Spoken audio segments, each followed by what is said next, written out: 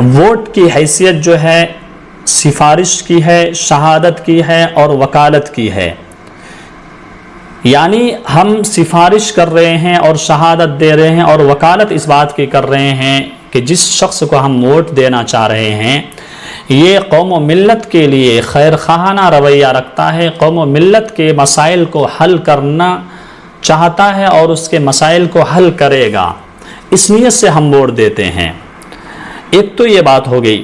دوسری بات یہ ہے کہ ووٹ جو ہے یہ مال متقوم نہیں ہے، یعنی ایسا مال نہیں ہے کہ جس سے شرعاً نفع اٹھانا ممکن ہو، یعنی ووٹ ایسی چیز نہیں ہے کہ جس سے شرعاً ہم نفع اٹھا سکتے ہیں۔ اس وجہ سے علماء یہ فرماتے ہیں کہ ووٹ کے لیے پیسے لینا ناجائز اور حرام ہے۔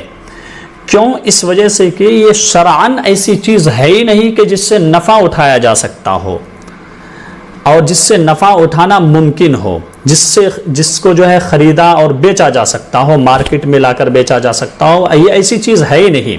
اس وجہ سے جو ہے ووٹ دینے کے لیے پیسے لینا یا ووٹ خریدنا یہ بالکل ناجائز اور حرام ہے، اور وہ پیسے جو لے رہے ہیں وہ بالکل رشوت کے مانند ہے۔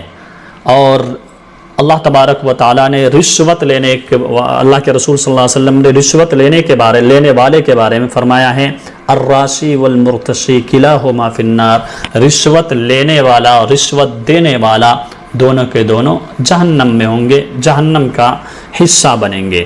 اس وجہ سے جو ہے ووٹ دیتے ہوئے دیانت داری کے ساتھ ووٹ برائے ووٹ ہونا چاہیے، ووٹ برائے نوٹ نہیں ہونا چاہیے۔